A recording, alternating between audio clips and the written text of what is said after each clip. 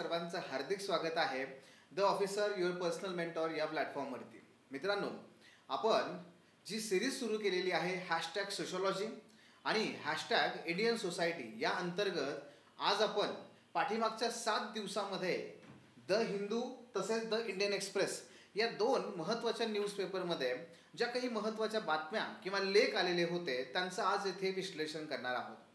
या विश्लेषणाचा फायदा तुम्हाला ऑप्शनल सोशोलॉजी याच्यामध्ये तर होईलच, पण इंडियन सोसायटी प्लस एस-ए या दोन्ही ठिकाणी आपल्याला अभ्यास याचा उपयोगाला येणार आहे. तेव्हा सुरुवात करूया आजच्या या सत्राला. मित्रांनो, पाठीमागच्या आठवड्यामध्ये एक महत्त्वाचा मुद्दा त्या ठिकाणी आला आणि तो म्हणजे महिलांप्रती होणारा आर्थिक हिंसाचार. डोमेस्टिक व्हायलन्स हा भारतातच नव्हे तर जागतिक स्तरावर अस्तित्वात असलेला हिंसाचाराचा प्रकार आहे, ज्याला WHO द्वारे महामारीचा दर्जा देण्यात आलेला आहे.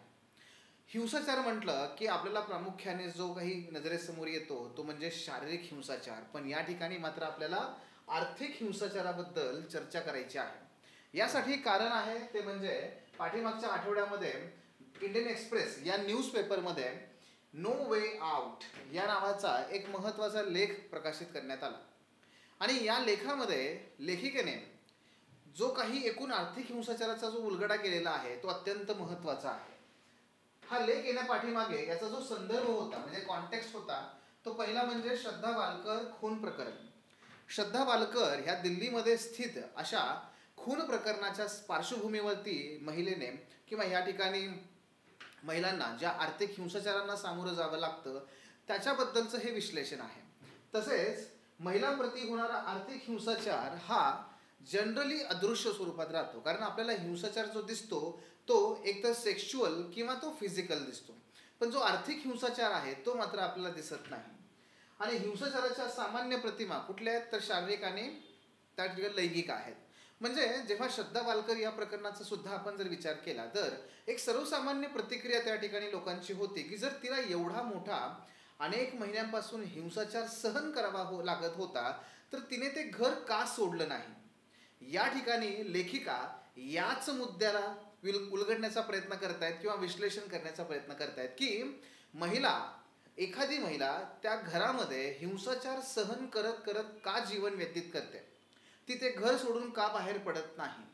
आणि त्याचं मुख्य कारण या ठिकाणी लेखिकेने सांगितलेलं आहे ते म्हणजे तिची आर्थिक कमकुवत बाजू. बघूया काय मुद्दे आहे त्याच्यामध्ये. सुरुवात करूया त्याच्या व्याख्येपासून की आर्थिक हिंसाचार हा नक्की काय आहे. आर्थिक हिंसाचार हा डोमेस्टिक व्हायलन्सचा घरगुती हिंसाचाराचाच एक उपभाग आहे हे लक्षात घ्या. आणि त्यामुळे कौटुंबिक हिंसाचारापासून महिलांचे संरक्षण कायदा 2005 याच्या अंतर्गतच आर्थिक हिंसाचाराचा समावेश देखील आहे. हा कायदा आर्थिक हिंसाचाराची व्याख्या कशी करतो बघा. पीडित व्यक्तीला कायद्यानुसार पात्र सर्व किंवा कोणत्याही विशिष्ट अशा आर्थिक संसाधनापासून वंचित ठेवणं.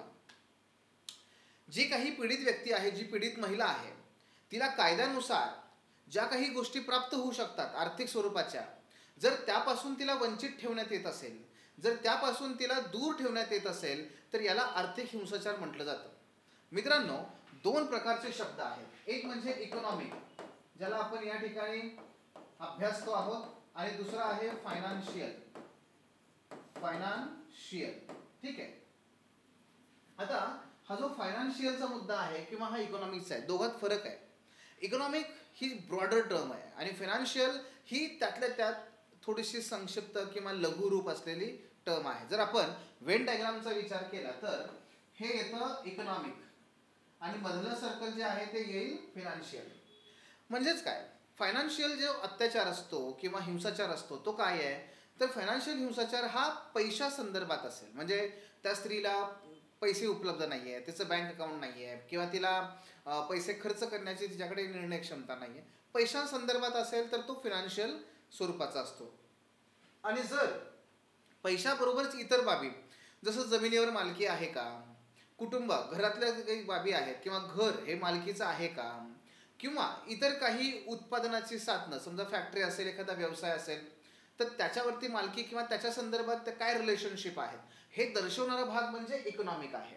सो लक्षात घ्या, तो दोघांमध्ये फरक आहे आणि आपण इथे ब्रॉडर टर्म्समध्ये नुसारच या गोष्टींचा या ठिकाणी विचार करतोय. मग आता हा मुद्दा या ठिकाणी आपण पाहू शकतो. आता पुढे जाऊया. महिलांप्रती होणाऱ्या हिंसाचाराचा, आर्थिक हिंसाचाराचं स्वरूप काय आहे?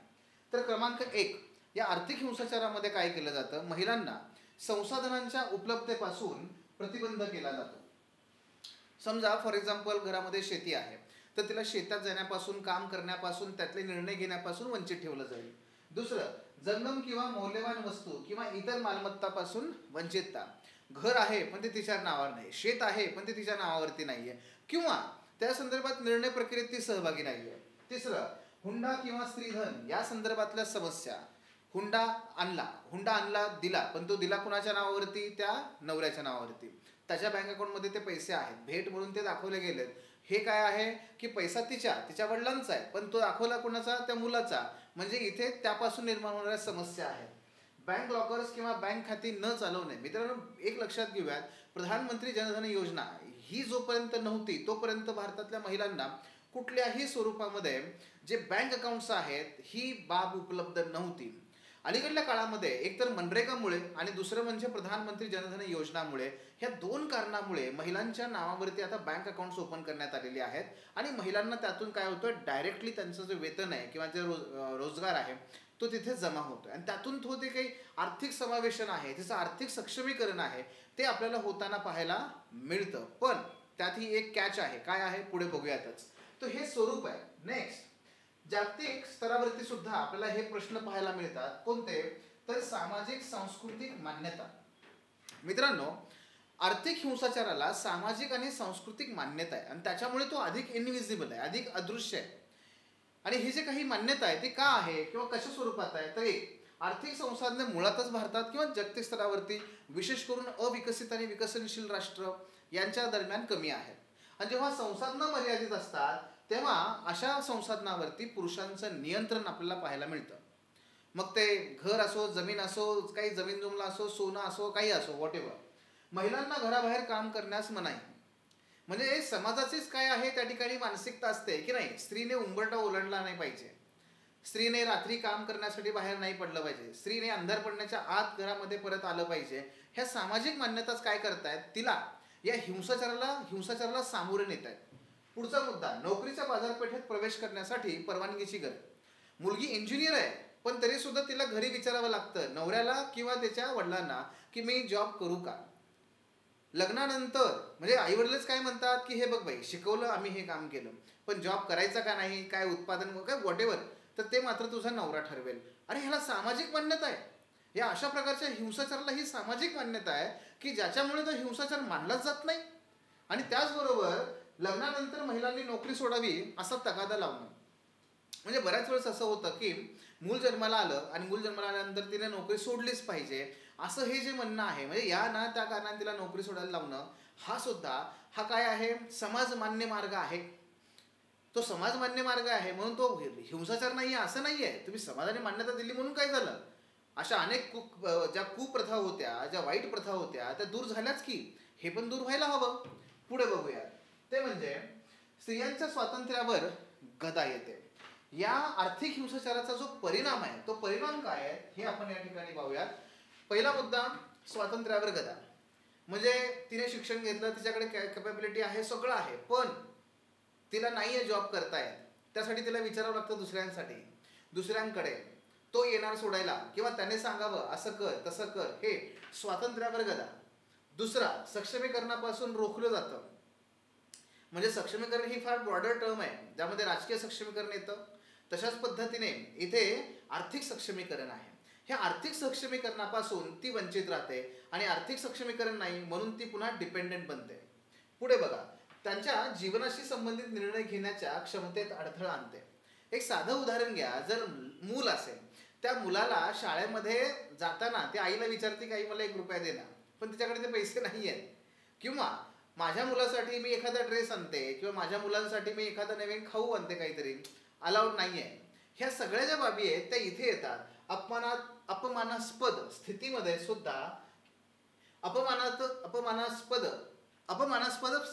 सुद्धा तिला घर सोडण्यात असमर्थता प्राप्त होते. मित्रांनो, हे लक्षात घ्या. फॉर एक्झाम्पल बघा की काय होतं, क्रेडिट कार्ड आहे किंवा डेबिट कार्ड आहे ते नवऱ्याच्या नावाने, कारण बँक अकाउंट त्याच्याकडे आहे. समजा हिला एखाद्या कुठेतरी जायचं असेल, आता उबर आहे, ओला आहे, शहरामध्ये सर्रासपणे वापरले जातात, मात्र त्याला अकाउंट लिंक आहे त्याचं. त्यामुळे त्याला हे समजतं की ही कुठे चालली आहे, कुठे गेली होती, कुठून आली आहे. म्हणजे काय की कुठल्याही प्रकारे स्पष्टपणे न बोलता सुद्धा तो तिच्यावर नियंत्रण ठेवू शकतो. दुसरी गोष्ट, जर तिला एखादी वस्तू खरेदी करायची असेल तर पुन्हा एकदा OTP जातो त्याच्याकडे, किंवा त्याला QR कोड पाठवावा लागतो. म्हणजे खरेदी करण्याची नाही करण्याची पुन्हा एकदा बंधनं सगळं तिच्यावरती आहेत. म्हणजे अशा छोट्या छोट्या बाबी जरी असल्या तरी सुद्धा त्यातून आपल्याला हे जाणवतं की यातून बरं, ह्या तर वस्तूंचा आहे हो, पण इतर बाबी सुद्धा असू शकतात. मग शिक्षणासंदर्भातला असेल, एखादा नवीन कोर्स शिकायचा आहे त्याबद्दलचा असेल, एखादा नवीन क्लास लावायचा आहे त्याबद्दलचा असेल, ह्या सर्व निर्णय जे आहे तो घेतोय. आणि त्याच्यामुळे तिच्या निर्णयच नाही आहेत तिच्याकडे घेण्याचे कुठल्याही प्रकारचे. आणि ह्या सगळ्या बाबीमुळे लेखिका असं म्हणतात की नाहीये, ती घर सोडूनच जाऊ शकत नाही, कारण ती इतकी परावलंबी बनलेली आहे की तिला हिंसाचार सहन करतच जगावं लागतं. या ठिकाणी पुढे बघा, पुढचा मुद्दा तो म्हणजे याच्यावरती उपाय काय, याच्यावरती उपाय काय आहे. पितृसत्ताक विचारसरणीच्या संदर्भातच आपल्याला हे बघावं लागेल.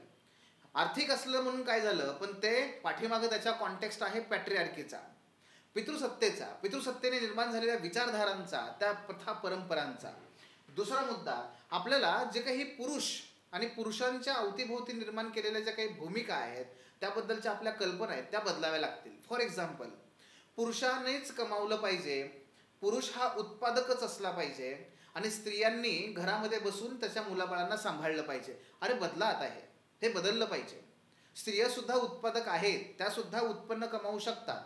नेक्स्ट, सामाजिक दृष्टिकोनात बदल, हे तर पहिल्यांदा करावं लागेल. नेक्स्ट, महिलांच्या आर्थिक स्वातंत्र्याचे त्या ठिकाणी महिलांनाच 2 गोष्टी सांगाव्या लागतील, त्यांना अवेअर करावं लागेल. त्याचबरोबर महिलांना आर्थिक साक्षर बनवणं, फिनान्शियल लिटरसी हा भारतासारख्या देशात अत्यंत निग्लेक्टेड पार्ट आहे. त्याला काय करावं लागेल, प्रोत्साहन द्यावं लागेल. विशेष करून मुलींना शाळेपासूनच आपल्याला पैसा म्हणजे काय, तो कसा कमवायचा, सेव्ह कसा करायचा, त्याबद्दलचे व्यवहार, हे सगळ्या बाबी आपण त्या ठिकाणी तिला सांगितलं पाहिजे, जेणेकरून ती उद्या आपल्या पैशाबद्दल तेवढीच आग्रही राहील. आणि त्याचबरोबर सामाजिक नियम आणि पद्धती, प्रथा, परंपरा, हे अशा पद्धतशीर अडथळ्यांना, जे काही सिस्टमॅटिक हर्डल्स आहेत, हे सगळे दूर करावे लागतील. आपलं पॉलिसी मेकिंग असेल, आपल्या नियम असेल, आपल्या प्रथा असतील, यांना दूर करावं लागेल. तरच महिलांचं आर्थिक सक्षमीकरण हे खऱ्या अर्थाने होऊ शकतं. मित्रांनो, हा मुद्दा ज्या कॉन्टेक्स्टमध्ये आपण पाहिला तर तो काय करतोय, त्याला अंडरलाईन करतोय की नाही, समाजामध्ये या मुद्द्याकडे दुर्लक्ष करून नाही चालणार आहे. तो इनविजिबल आहे म्हणून त्याकडे दुर्लक्ष करून नाही चालणार आहे. शासन, समाज आणि स्वतः महिला या सर्वांनी एकत्र येऊन या मुद्द्यावरती काम करणं अत्यंत आवश्यक आहे. तर हा झाला एक मुद्दा. आता दुसरा जो मुद्दा आहे, जो द हिंदू मधली आपण न्यूज पाहणार आहोत. द हिंदूमध्ये याच्याबद्दलचं एक आर्टिकल आलेलं होतं, आणि त्या आर्टिकलमध्ये काय होतं की पुन्हा एकदा महिलांचाच मुद्दा आहे, पण तो फार वेगळ्या पद्धतीने. आणि तो म्हणजे कसा बघा, की ज्याच्यामध्ये ही ती बातमी आहे, do sons contribute more toward elderly care. म्हणजे जे काही वृद्ध लोक आहेत त्या वृद्ध लोकांचं संगोपन करण्यामध्ये, सांभाळ करण्यामध्ये मुलींपेक्षा मुलगे, बॉईज हे अधिक भूमिका निभावतात का? आई वडिलांचा सांभाळ तेच करतात का? मुली काही करतच नाही आहेत का त्यामध्ये? त्यांचा सहभाग असतोच का नाही त्यामध्ये? आणि सगळ्यात महत्त्वाचं म्हणजे हे तर आहेच आहे, पण या सगळ्या गोष्टींना किंवा ह्या आर्टिकलला आपण काय चर्चा करणार आहोत, तर मित्रांनो, या लेखामध्ये खूप खूप खूप महत्त्वाचा मुद्दा अधोरेखित केलेला आहे. आणि तो म्हणजे भारतामध्ये महिलांचं स्थान दुय्यम का आहे, भारतामध्ये महिलांची स्थिती वाईट का आहे, भारतामध्ये सेक्स रेशो हा डिक्लाइनिंग का आहे. ह्या तिन्ही मुद्द्यांना त्यांनी जोडलेला आहे या मुद्द्याशी, वृद्धांच्या संदर्भात. येस, म्हणजे हा एक खूप वेगळा पर्स्पेक्टिव्ह, वेगळा फ्रेश पर्स्पेक्टिव्ह आपल्याला देतो. काय आहे बघूया, सुरुवात करूया. वृद्ध लोकसंख्या आणि भारतातल्या स्त्रियांची दुय्यम स्थिती, या दोघांमध्ये काय परस्पर संबंध आहे, या आपल्याला आर्टिकलमधून या ठिकाणी पाहायचं आहे. बघा, एक केस स्टडी आहे. खरं तर हे आर्टिकल म्हणजे केस स्टडी आहे. तर केस स्टडी ज्या बुकमध्ये handbook of ageing, health and public policy नावाचं हे हँडबुक आहे, त्या हँडबुकमध्ये ही केस स्टडी पब्लिश झालेली होती. कोणी केस स्टडी आहे बघा, कोणाची ही, श्रीनिवासन शारदा, एस इरुदय राजन, अश्विनी नंदा आणि अर्जुन बेदी. ठीक आहे. तर ह्या सर्वांनी मिळून हरियाणा जे उत्तर भारतामध्ये सेक्स रेशो अत्यंत कमी असण्यासाठी कुप्रसिद्ध आहे, तर त्या हरियाणामध्ये त्यांनी काय केलं, हे संशोधन केलं. कसलं? वृद्ध बालकांच्या कल्याणासाठी विवाहित मुलींचे योगदान. हरियाणा भारतातील एक पुनरावलोकन आणि पुरावे. या केस स्टडीमध्ये त्यांनी बऱ्याच बाबी उलगडून दिलेल्या आहेत आणि ही केस स्टडी तुम्हाला निश्चितपणे GS असू द्या, तुमचा SA असू द्या किंवा त्याचबरोबर तुमचं सोशलॉजी असू द्या, प्रत्येक ठिकाणी तुम्हाला खूप चांगला ॲडव्हान्टेज त्या ठिकाणी प्राप्त करून देणार आहे. बघूयात काय काय मुद्दे त्या अंतर्गत. पहा, सर्वात पहिल्यांदा नक्की याच्यामध्ये या केस स्टडीमध्ये मध्यवर्ती कल्पना काय आहे, म्हणजे काय सांगायचंय त्यांना हे सांगायचंय की वयोवृद्ध व्यक्तींना सामाजिक संरक्षण उपलब्ध नसल्याने किंवा सामाजिक सुरक्षा कवच उपलब्ध नसल्याने महिलांना पितृसत्ताक भेदभावांचा सामना करावा लागतो. बघा किती इंटरेस्टिंग आहे. जे वृद्ध लोक आहेत त्यांना कुठल्याही प्रकारे ते जेव्हा रिटायर्ड होतात किंवा वयाच्या 60 नंतर त्यांना कुठल्याही प्रकारचं सामाजिक सुरक्षा कवचच उपलब्ध नाहीये आणि हे कवच उपलब्ध नाहीये म्हणून महिलांच्या प्रति हिंसाचार वाढतात, म्हणून महिलांची स्थिती दुय्यम आहे, म्हणून महिलांच्या संदर्भात प्रश्न निर्माण झालेले आहेत. आता ह्या दोघात कसा संबंध आहे बघूया, पाहूया. चला बघा, त्या अगोदर काय करूया, थोडंसं डेमोग्राफिक मुद्दे बघूयात वृद्धांच्या संदर्भात, लोकसंख्या संदर्भात. त्यातला पहिला आहे 2011ची जनगणना. 2011ची जनगणना यानुसार भारतामध्ये 8.6% लोक आहेत की जे वृद्ध आहेत, म्हणजे ज्यांचं वय 60 पेक्षा जास्त आहे. 2050 पर्यंत मात्र हे वय किंवा हे प्रमाण 20% वाढेल असा अंदाज आहे. भारतातले 85% वृद्ध हे त्यांच्या मुलांसोबत राहतात असंही या अहवालामध्ये ह्या सर्वांना सापडलं. आणि त्याचबरोबर 2012चा UNFPA म्हणजेच युनायटेड नेशन्स पॉप्युलेशन फंड या संस्थेचा जो अहवाल आहे 7 राज्यांच्या संदर्भातला, त्यात ते असं म्हणतात की भारतातले 50% वृद्ध हे त्यांच्या जोडीदार, मुलं यांच्यासोबत एकत्र राहतात, जवळपास 50%. पण ते राहतात कोणत्या मुलांसोबत, तर बॉईज सोबत, म्हणजे त्यांच्या मुलग्यासोबत. ते मुलीकडे जाऊन राहत नाही आहेत. भारतामध्ये पॅट्रिलोकल सिस्टम असल्यामुळे, म्हणजेच त्या ठिकाणी की जेव्हा मुलगी विवाहित होते त्यानंतर ती मुलाच्या घरी जाऊन राहते, त्यामुळं होतं असं की ती मुलगी म्हणजे पराया धन यासारख्या बुरसटलेल्या विचारसरणीमुळे पालक हे मुलीच्या घरी जाऊन राहायला मागत नाहीत. तिने काही मदत केली तर ती सर्वांना सांगूही शकत नाही, का? कारण मानहानी या पद्धतीने. आणि म्हणून काय होतं की भारतातले वृद्ध हे प्रामुख्याने स्वतःच्याच मुलग्याच्या घरी राहावं यासाठी अट्टहास किंवा प्रयत्न करत असतात. आता याचा फार जवळचा संबंध आहे मुलींच्या अस्तित्वाशी. पहा मित्रांनो, लोकांना मुलं का आहेत? आता हा एक त्या ठिकाणी फार महत्वाचा मुद्दा आहे का? नाहीये. तुम्हाला माहिती आहे की लोकांना का मुलं हवी असतात, पण पहिलं कारण तुम्हाला माहिती आहे, इमोशनल बॉन्डिंग. अरे प्रत्येक स्त्रीला एक मातृसुख आणि प्रत्येक पुरुषाला एक पितृसुख त्या ठिकाणी हवं असतं. सो इमोशनल आहेच आहे कारण. दुसरं, वंशाचे सातत्य, वंश पुढे चालवायचा आहे, लिनिएज पुढे चालवायचं आहे. पण या ठिकाणी जो सगळ्यात महत्वाचा मुद्दा आहे तो म्हणजे हा की वृद्धावस्थेमध्ये खात्रीशीर काळजी घेणारा कोणतरी आपला असला पाहिजे. कारण आपण वृद्ध होणार आहे तर वृद्धत्वामध्ये आपल्याला सांभाळणार कोण, यासाठी मुलं हवे.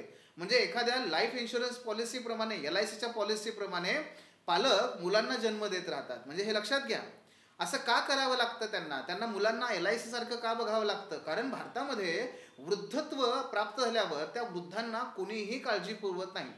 ना सरकारची धोरणं आहेत, ना समाजाची धोरणं आहेत, ना स्वतः वृद्ध आपल्या रिटायरमेंट नंतरच्या आयुष्यासाठी काही त्या ठिकाणी तजवीजच करून ठेवत नाहीत. आणि त्यामुळे त्यांना आपल्या कुटुंबियांवरती, आपल्या आप्तसोक्यांवरती म्हणजेच मुलांवरती विसंबून राहावं लागतं आणि त्यामुळे त्यांना ती मुलं हवी आहेत, असंही या ठिकाणी ह्या केस स्टडीमध्ये हे लेखक म्हणताय. बघूया मग no country for old people, हे विशेष करून एक no country for old people असा एक हॉलिवूडचा मूवी आहे बघा. आणि त्यामध्ये जर आपण बघितलं तर एक मुद्दा महत्वाचा मांडलेला आहे की आपण आपल्या कॉन्टेक्स्टमध्ये बघूयात की भारत असू द्या किंवा भारतासारख्या विकसनशील राष्ट्रांचा विचार केला तर हे राष्ट्र कोणत्याही दृष्टिकोनातून वृद्धांसाठी नाही आहेत.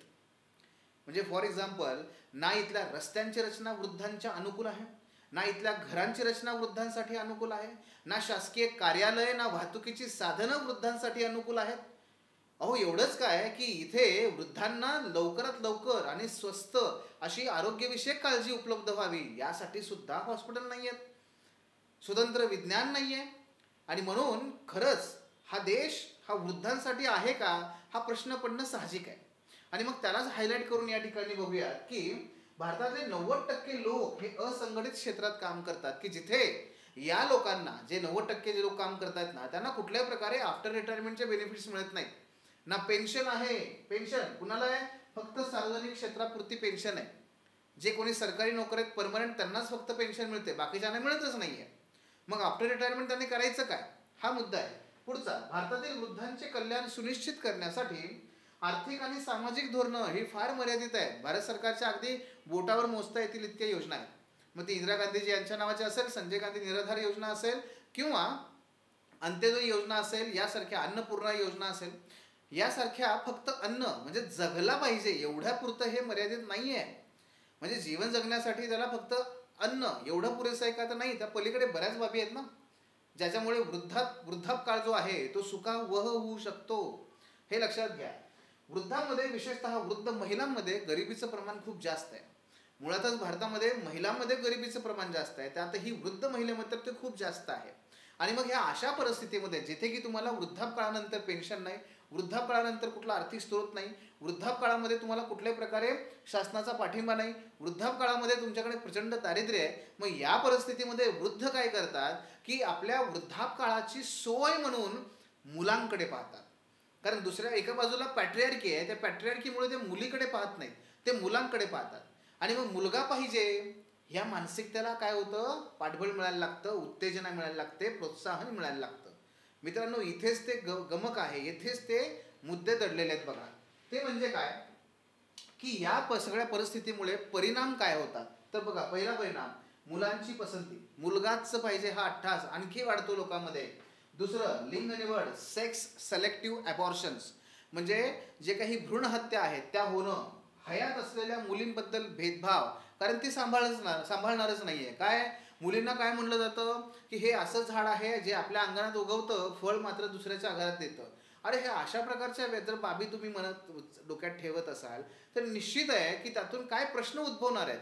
पण हे उद्भवतात का, असं लोक म्हणतात का, त्याचीच आपण ह्या ठिकाणी चर्चा करतोय. पुढे, सुनियोजित म्हणजे जे अरेंज मॅरेज असतात, जिथे की आई वडील ठरवतात वगैरे सगळं, हे अरेंज मॅरेज ठरवत असताना सासरकडचे किंवा जे पालक असतात ते काय करतात? अशी मुलगी बघतात की जी नम्र आहे, जी खट्याळ आहे असं नाही, जी स्पष्ट बोलणारी अशी नाही, त्यांना कशी नम्र मुलगी हवी, जेणेकरून काय करेल ती, तर ती त्यांचा सांभाळ करेल. बरं, आता पालकांचं काही चुकतंय का, त्या वृद्धांचं काही चुकतंय का? तर ते चुकत नाहीये. मूळ प्रश्न कारण फार वेगळे आहेत ना. कारण त्या वृद्धांना त्यांचा वृद्धापकाळ सुखावह घालवायचा आहे किंवा त्याच्यामध्ये त्यांना कुठेतरी आपलं सांभाळणारं असलं पाहिजे, म्हणून ते काय करतात? अशा प्रकारची नम्र मुलगी बघण्याचा प्रयत्न करतात. इव्हन तिथे सुद्धा हे अडचणी येतात. आणि म्हणून प्रश्न मूळ वेगळाच आहे, पण त्याचे परिणाम महिलांवरती किती होत आहेत हे आपण त्या ठिकाणी पाहतोय बघा. आणि मग अशा वेळेस उपाय काय, याचा उपाय काय आहे? तर उपाय या ठिकाणी लेखकांनी 2 महत्त्वाचे उपाय सुचवलेले आहेत. पहिला उपाय हा साऊथ कोरियाच्या संदर्भातला आहे. साऊथ कोरिया तुम्हाला माहिती आहे. साऊथ कोरियामध्ये काय केलं तर साऊथ कोरियामध्ये वृद्धांसाठी आर्थिक सहाय्य आणि आरोग्य सेवा सुनिश्चित करण्यासाठी सार्वजनिकरित्या वित्त पुरवठा केलेली धोरणं राबवण्यात आली. म्हणजे साऊथ कोरियाने काय केलं की त्या ठिकाणी महिलांवर होणारे अत्याचार किंवा तिथे दुय्यम स्थान किंवा सेक्स सिलेक्टिव्ह अबॉर्शन ह्या सगळ्या रोखण्यासाठी त्यांनी वृद्धापकाळामध्ये वृद्धांना आरोग्यविषयक सुविधा पुरवणं, काही आर्थिक सहाय्य पुरवणं, त्यांच्या अन्नधान्याची सेवा काळजी घेणं, ह्यासारख्या बाबी त्या ठिकाणी राबवल्या. मुलं तरुण असतानाच त्यांना त्यांच्या वृद्धापकाळासाठी कंपल्सरी सेव्हिंग करायला भाग पाडण्यात आलं. याच्यामुळे झालं काय की लोक जे वृद्धापकाळासाठी मुलग्याचा आधार असला पाहिजे या अर्थाने जेव्हा ते मुलीबद्दल भेदभाव करतायत, मुलगी नको म्हणतायत, सेक्स सिलेक्टिव्ह अबॉर्शन करतायत, हे सगळे प्रकार थांबले. आणि मग साऊथ कोरियामध्ये जो सेक्स रेशो आहे तो खूप चांगल्या प्रमाणात वाढायला लागला, महिलांवरचे अत्याचार कमी व्हायला लागले. बघा, म्हणजे कुठे कोणत्या बाबींचा एकमेकांशी परस्पर संबंध असू शकतो. आणि त्याचबरोबर ते असे म्हणतात की आरोग्य कव्हरेज म्हणजे आरोग्याची जी काही विस्तृत उपलब्धता आणि पेन्शन समर्थन अधिक मजबूत करण्याची तातडीने गरज आहे. आणि म्हणून आपण जे काही कर्मचारी असतील किंवा ज्यांना शक्य असेल आपण त्या ठिकाणी पेन्शन्स, मग ती पेन्शन 1 असो पेन्शन 2 असो, कुठली का असे ना, पण त्या वृद्धापकाळाची तरतूद त्या ठिकाणी करणं हे वृद्धांनाही गरजेचं आहे. त्यासाठी शासनानेही नियम करणं गरजेचं आहे. आणि जर आपण हे करू शकलो तर डेफिनेटली त्या ठिकाणी त्याचे महिलांच्या संदर्भात होणारे परिणाम आणि स्वतः वृद्धांचे असणारे जे काही प्रश्न आहेत ते सोडवण्यामध्ये आपल्याला मदत होऊ शकते.